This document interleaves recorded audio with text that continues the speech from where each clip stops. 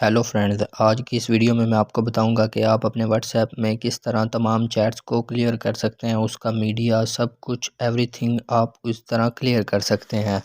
तो इसके लिए आपने अपने व्हाट्सएप में आना है। व्हाट्सएप में आने के बाद आपने इन 3 लाइंस को प्रेस करना है।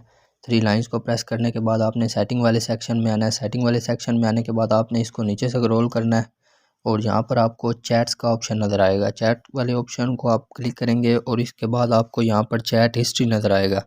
चैट हिस्ट्री वाले सेक्शन में आएंगे तो यहाँ पर आपको डिलीट ऑल चैट्स के ऊपर नज़र आएगा क्लियर ऑल चैट्स।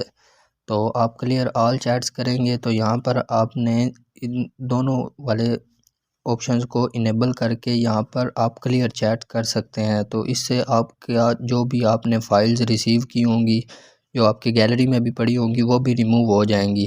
तो इस तरह आप तमाम चैट को क्लियर कर सकते हैं, उसमें इंक्लूडिंग मीडिया एवरीथिंग आपका इस तरह रिमूव हो सकता है। तो इस तरह आप अपने व्हाट्सएप में अपनी तमाम चैट्स की मीडिया को रिमूव कर सकते हैं। तो ये थी आज की वीडियो अच्छी लगे तो लाइक और शेयर करें और मज़ीद अच्छी वीडियो देखने के लिए चैनल को सब्सक्राइब करना मत भूलें।